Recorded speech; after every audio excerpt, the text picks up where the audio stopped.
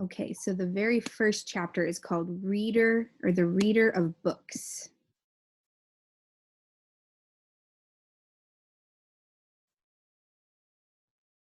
It's a funny thing about mothers and fathers.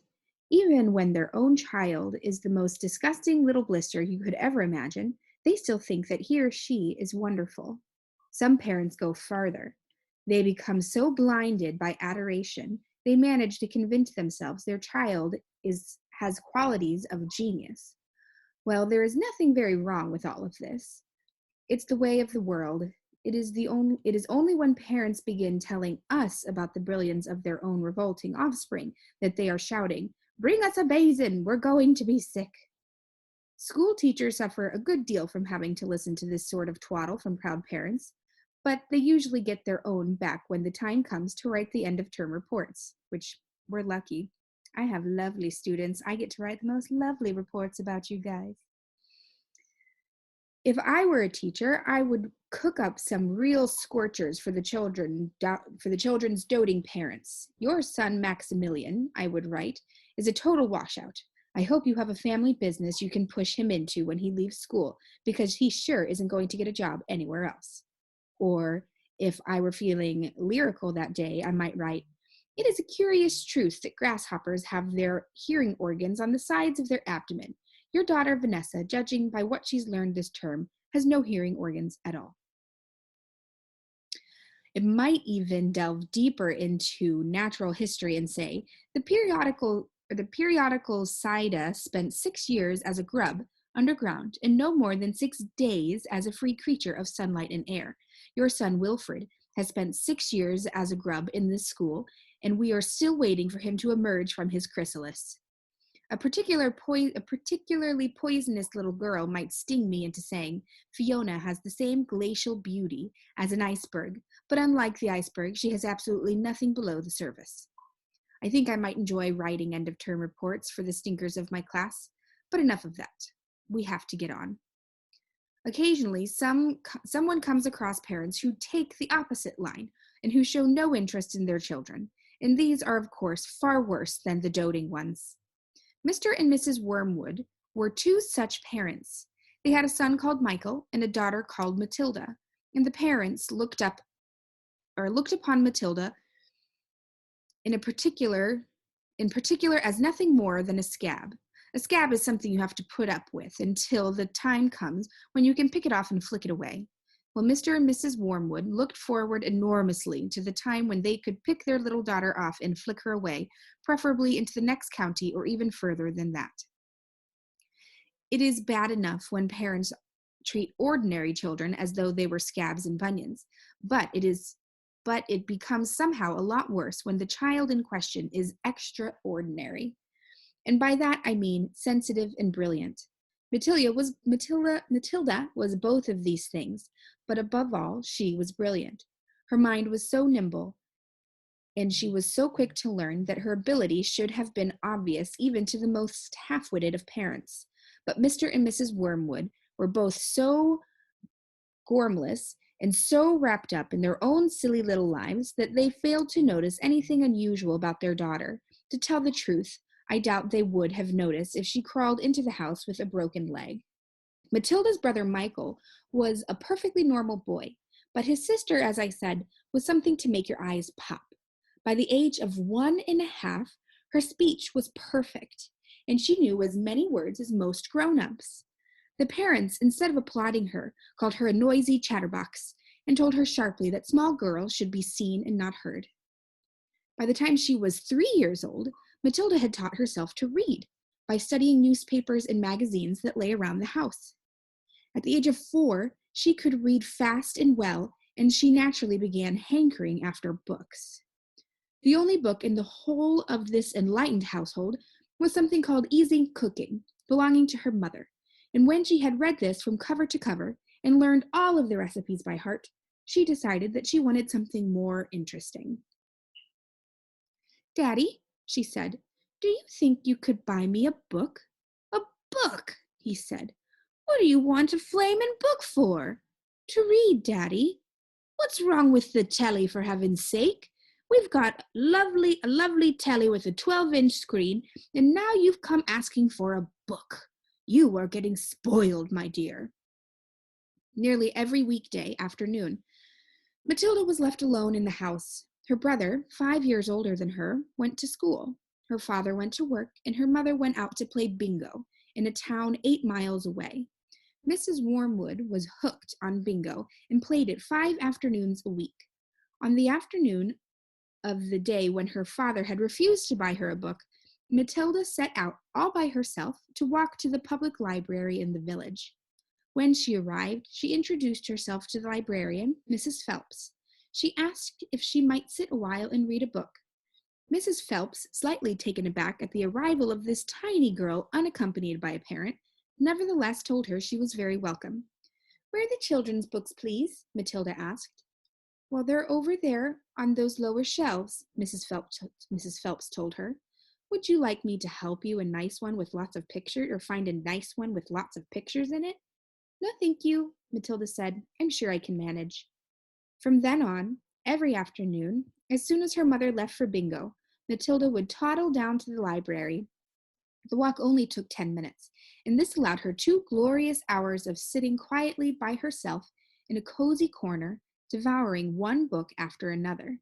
She had read every single children's book in the place, or when she had read every single children's book in the place, she started wandering around in search of something else. Mrs. Phelps, who had been watching her with fascination for the past few weeks, now got up from her desk and went over to her. "Can I help you, Matilda?" She asked. "I'm wondering what I should read next," Matilda said. "I've finished all of the children's books." "You mean you've looked at the pictures?" "Well, yes, but I've read them as well." Mrs. Phelps looked down at Matilda from her great height, and Matilda looked right back up at her. "I thought some were very poor," Matilda said, "but others were quite lovely. I liked The Secret Garden best of all. It was full of mystery. The mystery of the room behind the closed door and the mystery of the garden behind the big wall." Mrs. Phelps was stunned.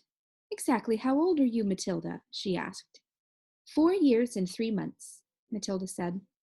Mrs. Phelps was more stunned than ever, but she had the sense not to show it. "Well, what sort of book would you like to read next?" she asked. Matilda said, I would like a really good one that grown-ups read, a famous one. I don't know any names." Mrs. Phelps looked around the shelves, taking her time. She didn't know quite what to bring out. How, she asked herself, does one choose a famous grown-up book for a 4-year-old girl? Her first thought was to pick a young teenager's romance of some kind that is written for a 15-year-old schoolgirl, but for some reason she found herself instinctively walking past that particular shelf. "Try this," she said at last. "It's very famous and very good. If it's too long for you, just let me know and I'll find something shorter and a bit easier." "Great Expectations," Matilda read, "by Charles Dickens. Well, I'd love to try it." "I must be mad," Mrs. Phelps told herself, but to Milda she said, "Of course you may try it." Over the next few afternoons, Mrs. Phelps could hardly take her eyes from the small girl sitting for an hour after hour in the big armchair at the rear end of the room with a book on her lap.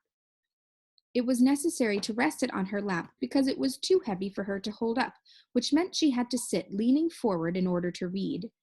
And a strange sight it was, this tiny, dark-haired person sitting there with her feet nowhere near touching the floor, totally absorbed in the wonderful adventures of Pip and old Mrs. Havisham, and her cobwebbed house, and by the spell of magic that Dickens, the great storyteller, had woven with his words. The only movement from the reader was the lifting of the hand now and then to turn over a page, and Miss Phelps always felt sad when the time came for Matilda to cross the floor and said, "It's blah, blah, blah, blah." And Miss Phelps always felt sad when it was time for her to cross the floor and say, "It's 10 to 5, Matilda." During the first week of Matilda's visits, Mrs. Phelps had said to her, "Does your mother walk you down here every day and then take you home?" "My mother goes to Aysbury every afternoon to play bingo," Matilda said. She doesn't know that I come here. But surely that's not right, Miss Phillips said. I think you'd better ask her. Oh, I'd rather not, Matilda said. She doesn't encourage reading books, nor does my father. But what do they expect you to do every afternoon in an empty house? Well, just mooch around and watch telly. I see. She doesn't really care what I do, Matilda said sadly. Mrs. Phelps was concerned about the child's safety. On the walk through the fairly busy village, High Street, and the crossing of the road, but she decided not to interfere. Within a week, Matilda had finished Great Expectations, which in that edition contained 411 pages. I loved it, she said to Miss Phelps. Has Mr. Dickens written any others? Oh, a great number, said the astounded Mrs. Phelps. Shall I choose another one for you? Over the next 6 months, under Mrs. Phelps' watchful and compassionate eye, Matilda read the following books: Nicholas Nickleby by Charles Dickens, Oliver Twist by Charles Dickens, Jane Eyre by Charlotte Bronte, Pride and Prejudice, one of my favorites, by Jane Austen, Tess of the, oh no, is that French? Du Berviles, I don't know, I'm totally butchering that, I'm sorry, by Thomas Hardy, Gone to Earth by Mary Webb, Kim by Rudyard Kipling, The Invisible Man by H.G. Wells, The Old Man and the Sea by Ernest Hemingway, The Sound and Fury by William Faulkner, The Grapes of Wrath by John Steinbeck, The Good Companions by J.B. Priestley, Brighton Rock by Graham Greene, Animal Farm by George Orwell. It was a formidable list, and by now Mrs. Phelps was filled with wonder and excitement, but it was probably a good thing that she did not allow herself to be completely carried away by it all. Almost anyone else witnessing the achievements of this small child would have been tempted to make a great fuss and shout the news all over the village and beyond. But not Mrs. Phelps. She was someone who minded her own business and had long since discovered it was seldom worthwhile to interfere with other people's children. Mr. Hemingway, says a lot of things that I don't understand, Matilda said to her, especially about men and women. But I loved it all the same. The way he tells it, I feel like I'm right there on the spot watching it all happen. A fine writer will always make you feel that way, Mrs. Phelps said. And don't worry about the bits you can't understand. Sit back and allow the words to wash over you like music. I will, oh, I will. Did you know, Mrs. Phelps said, that public libraries like this allow you to borrow books and take them home? I didn't know that, Matilda said. Could I do that? Of course, Mrs. Phelps said. When you have chosen a book you would like, bring it to me so I can make a note of it, and it's yours for 2 weeks. You can take more than one if you wish. From then on, Matilda would visit the library only once a week in order to take out new books and return old ones. Her own small bedroom now became her reading room, and there she would sit and read most afternoons, often with a mug of hot chocolate beside her. She was not quite tall enough to reach things around the kitchen, but she did keep a small box in the outhouse, which she brought in and stood on in order to get what she wanted. Mostly it was hot chocolate she made, warming the milk in the saucepan on the stove before mixing it.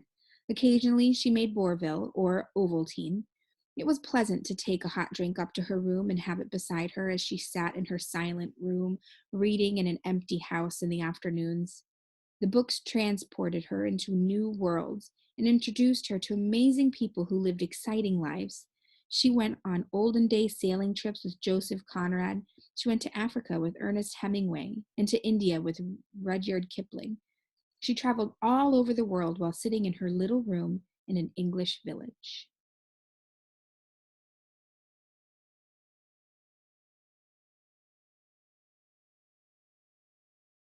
Mr. Wormwood, the Great Car Dealer.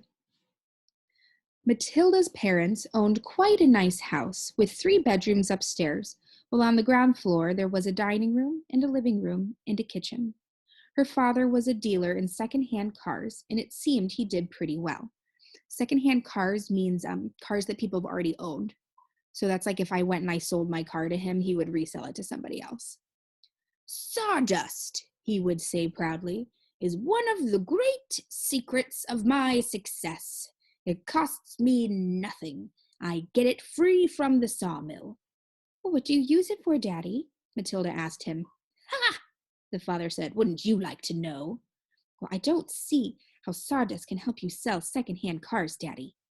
That's because you're an ignorant little twit, the father said. He's not kind. His speech was never very delicate, but Matilda was always used to it. She also knew that he liked to boast, and she would egg him on shamelessly. You must be very clever to find a use for something that costs nothing, Matilda said. I wish that I could do that. Well, you couldn't, the father said. You're just too stupid. But I don't mind telling young Mike here all about it, as seeing one day he'll be joining me in the business. Ignoring Matilda, he turned to his son and said, I'm always glad to buy a car when some fool has been crashing the gears so badly they're worn out and rattle like mad. I get it nice and cheap. Then all I do is mix a lot of sawdust with the oil in the gearbox, and it runs sweet as a nut. How long will it run like that before it starts rattling again? Matilda asked him. Long enough for the buyer to get a good distance away, the father said, grinning. About 100 miles.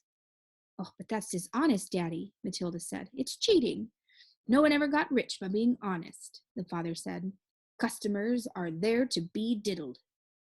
Mr. Wormwood was a small, ratty-looking man whose front teeth stuck out underneath a thin, ratty mustache. He liked to wear jackets with large, brightly colored checks. Yikes. Large, brightly colored checks, and he sported ties that were usually yellow or pale green.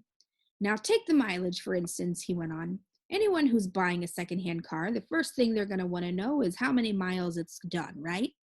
Right, the son said. So I buy an old dump that's got about 150,000 miles on the clock. I get it cheap, but no one's going to buy with mileage like that, are they? No siree.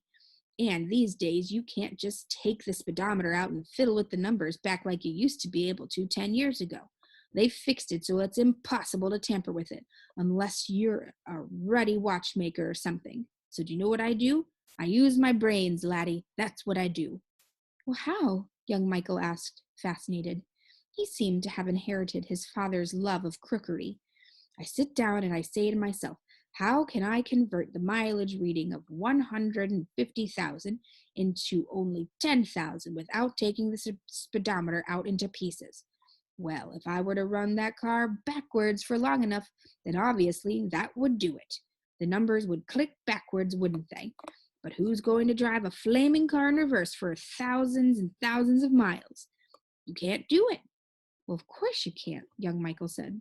So I scratched my head, the father said, and I used my brains. When you've been given a fine brain like I have, you've got to use it. And all of a sudden the answer hit me. I tell you, I felt exactly like that other brilliant fellow must have felt when he discovered penicillin. Eureka! I cried. I've got it. What did you do, Dad? The son asked him. The speedometer, Mr. Wormwood said, is running off a cable that is coupled up to one of the front wheels. So first I disconnect the cable where it joins the front wheel. Next, I get one of those high-speed electric drills, I couple that up to the end of the cable in such a way that when the drill runs, it turns the cable backwards. You got me so far? Are you following me? Yes, Daddy, young Michael said. These drills run at tremendous speeds, the father said. So when I switch on the drill, the mileage numbers on the speedometer spin backwards at a fantastic rate. I can knock 50,000 miles off the clock in a few minutes with my high-speed electric drill. And by the time I've finished, the car's only done 10,000 and it's ready for sale. She's almost new, I say to the customer. She's hardly done 10,000. Belonged to an old lady who used it once a week for shopping. Can you really turn the mileage back with an electric drill? Young Michael asked. I'm telling you the trade secrets, the father said, so don't you go talking about this to anyone else. You don't want me put in a jug, do you? Well, I won't tell a soul, the boy said. Do you do this to many cars, Dad? Well, every single car that comes through my hands gets the treatment, the father said. They all have their mileage cut to under 10,000 before they're offered for sale. And to think I invented that all by myself, he added proudly. It's made me a mint. It means made him a lot of money. Matilda, who had been listening closely, said, But, Daddy, that's even more dishonest than the sawdust. It's disgusting. You're cheating people who trust you. Well, if you don't like it, then you don't have to eat the food in this house, the father said. It's bought with the profits. It's dirty money, Matilda said. I hate it. 2 red spots appeared on father's cheeks. Who the heck do you think you are? He shouted. The Archbishop of Canterbury or something, preaching to me about honesty. You're just an ignorant little squirt who hasn't the foggiest idea of what you're talking about. Quite right, Harry, the mother said. And to Matilda she said, You've got a nerve talking to your father like that. Now keep your nasty mouth shut so we can all watch this program in peace. They were all in the living room, eating their suppers on their knees in front of the television. The suppers were TV dinners in floppy aluminum containers with separate compartments for stewed meat, the boiled potatoes, and peas. Mrs. Wormwood sat munching her meal, with her eyes glued to the American soap opera on the screen. She was a large woman whose hair was dyed platinum blonde, except where you could see she had mousy brown bits growing out from the roots. She wore heavy makeup and had one of those unfortunate bulging figures where the flesh appears to be strapped in all about the body to prevent it from falling out. Mummy, Matilda said, would you mind if I ate my supper in the dining room so I could read my book? The father glanced up sharply. I would mind, he snapped. Supper is a family gathering and no one leaves the table till it's over. But, Daddy, we're not at a table, Matilda said. We never are. We are always eating off our knees watching the telly. Well, what's wrong with watching the telly, may I ask? The father said. His voice suddenly became soft and dangerous. Matilda didn't trust herself to answer him, so she kept quiet. She could feel the anger boiling up inside her. She knew it was wrong to hate her parents like this, but she was finding it very hard not to do so. All the reading she had done had given her a view of life that they had never seen. If only they would read a little Dickens or Kipling, they would soon discover there was a lot more to life than cheating people and watching television. Another thing, she resented being told constantly that she was ignorant and stupid when she knew she wasn't. The anger inside her went on boiling and boiling, and she lay in bed that night. Or as she lay in bed that night, she made a decision. She decided that every time her father or her mother were beastly to her, she would get her own back in some way or another. A small victory or two would help her to tolerate their idiocies and would stop her from going crazy. You must remember that she was still hardly 5 years old, and it is not easy for somebody as small as that to score points against an all-powerful grown-up. Even so, she was determined to have a go. Her father, after what had happened in front of the telly that evening, was first on her list. And that's the end of the second chapter. So the next chapter is called The Hat and the Super Glue. I guess we get to find out what that back of the book meant first things first, huh?